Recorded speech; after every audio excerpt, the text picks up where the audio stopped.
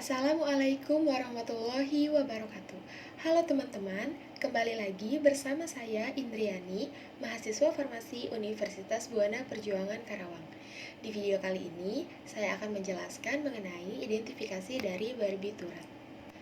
Pengertian dari senyawa barbiturat atau barbital adalah golongan obat tidur atau hipnotik sedatif yang merupakan turunan asam barbiturat ureida siklis. Ada juga hipnotika yang merupakan senyawa turunan ureum atau ureida alifatis yang kerjanya sama dengan barbiturat, seperti adalin dan bromural. Di samping itu, ada senyawa lain yang bukan turunan asam barbiturat, tetapi memiliki sifat yang sama dengan turunan asam barbiturat, seperti hidantoin yang digunakan sebagai anti-epilepsi atau ayan. Sifat-sifat umum senyawa barbiturat umumnya berupa serbuk putih, tidak berbau, dan rasanya pahit. Bersifat asam lemah karena dapat berautometri menjadi bentuk ketoenol. Bentuk dari enol bersifat asam karena dapat terionisasi. Kelarutannya, senyawa barbiturat hampir tidak larut dalam air, agak mudah larut dalam etanol dan aseton, agak sukar larut dalam eter dan kloroform, larut dalam alkali hidroksida dan membentuk garam. Garam barbiturat mudah larut dalam air. Larutannya dalam air tidak stabil dan mudah terhidrolisa. Reaksi umum dari identifikasi barbiturat ini terbagi menjadi 7, diantaranya reaksi umum dengan NaOH, reaksi pari, reaksi Kompagnie-Zuiker, reaksi Zuiker, reaksi-reaksi terhadap rantai samping pada barbital seperti reaksi Eckert dan reaksi nitrasi, reaksi warna yang lain untuk barbital seperti reaksi dengan vanilin dan asam sulfat pekat, reaksi dengan alpha-naftol dan asam sulfat pekat, kemudian yang terakhir, reaksi kristal untuk senyawa barbital, seperti reaksi aseton dengan air, reaksi Dragendorf, reaksi Bouchardat, reaksi Zuiker, dan reaksi besi kompleks. Berikut ini saya akan menjelaskan mengenai ketujuh identifikasi tersebut.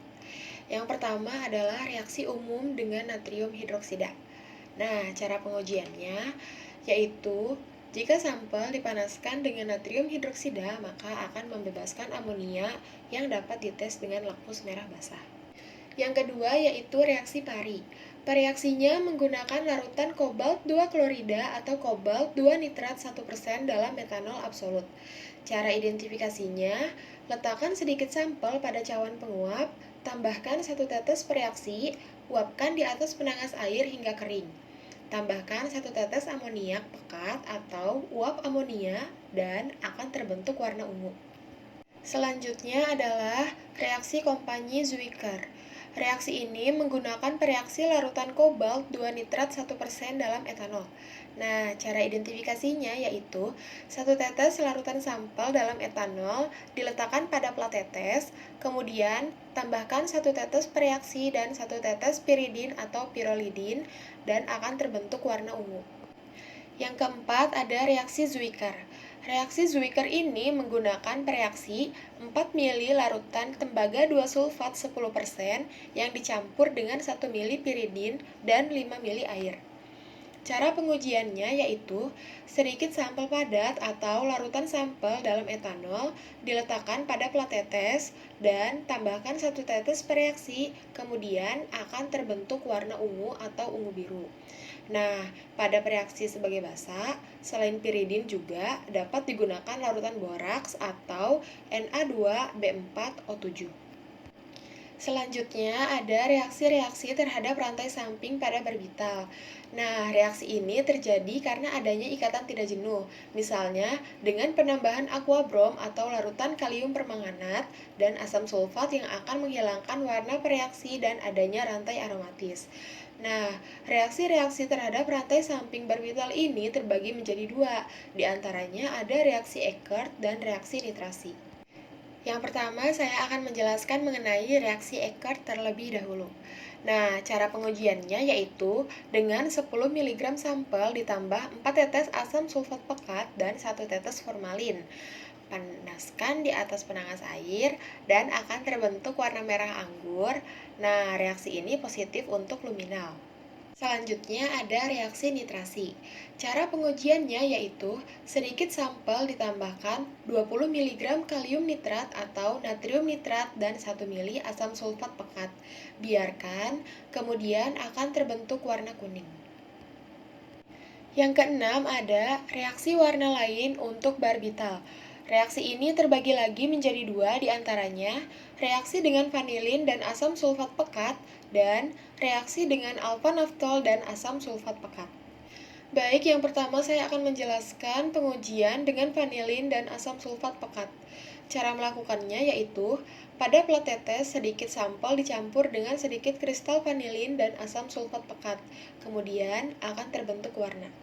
Selanjutnya ada pengujian dengan alpha naftol dan asam sulfat pekat. Cara pengujiannya, dengan sedikit sampel pada plat tetes dicampur dengan sedikit kristal alpha naftol dan 1 tetes asam sulfat pekat. Kemudian akan terbentuk warna. Yang terakhir, ada reaksi-reaksi kristal untuk senyawa barbital. Yang pertama, reaksi aseton dengan air. Yang kedua, reaksi Dragendorf. Yang ketiga, reaksi Bouchardat. Yang keempat, reaksi Zwicker. Dan yang kelima, reaksi besi kompleks. Yang pertama, ada reaksi dengan aseton dan air. Cara pengujiannya, sedikit sampel dilarutkan dalam aseton, lalu teteskan pada setetes air di atas objek gelas, biarkan aseton menguap, dan akan terbentuk kristal. Kemudian ada reaksi dengan Dragendorf. Cara ujinya adalah, larutkan sedikit sampel dalam etanol atau natrium hidroksida, teteskan pada objek gelas, dan tambahkan 1 hingga 2 tetes per reaksi. Biarkan beberapa waktu, dan akan terbentuk kristal berwarna jingga merah sampai jingga coklat. Yang ketiga ada reaksi Bouchardat dan yang keempat ada reaksi Zwicker. Keduanya dilakukan seperti reaksi Dragendorf.